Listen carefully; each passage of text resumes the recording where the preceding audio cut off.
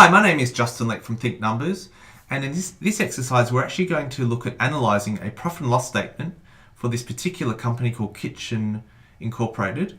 And what we're actually going to do is we're actually going to calculate all of the different elements within this profit and loss statement and can calculate it as a percentage of its net sales.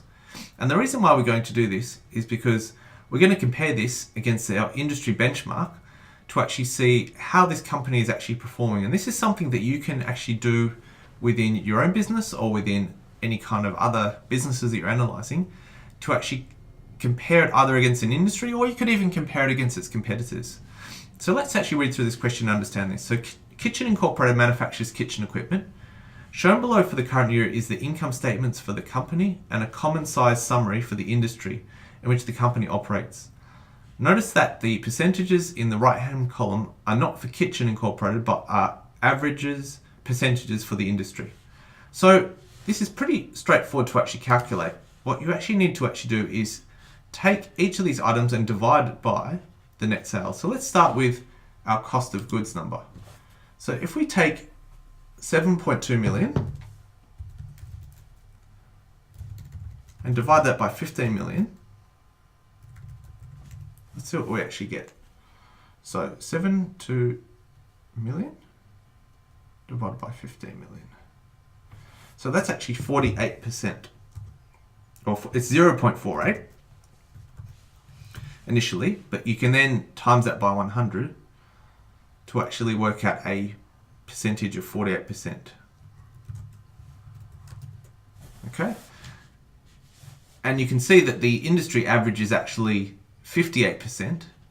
So the fact that it's actually 48% is actually a much better thing, because that means that the cost at which they're actually acquiring these kitchens is significantly lower than the industry average, which actually means that they're going to make more profit. So let's see what their profitability is.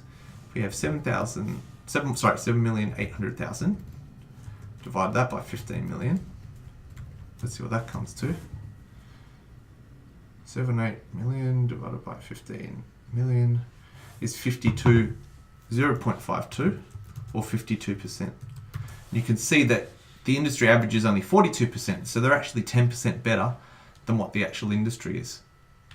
Let's continue on and look at their other kinds of expenses. So next is their general and administrative expenses. So if we have $700,000 divided by 15 million,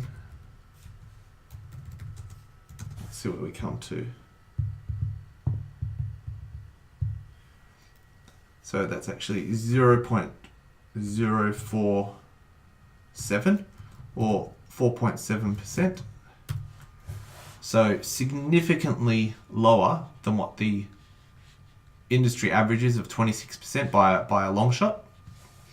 And then let's look at their actual total operating expenses of 3.1 million divided by 15 million.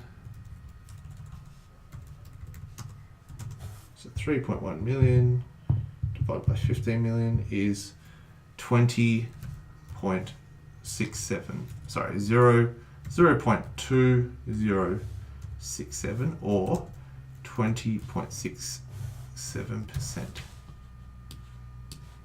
So far, everything is pointing to the fact that they're actually significantly better than what the industry is actually performing at. And finally, if we look at our net income or net profit, 3,200,000 divided by 15 million,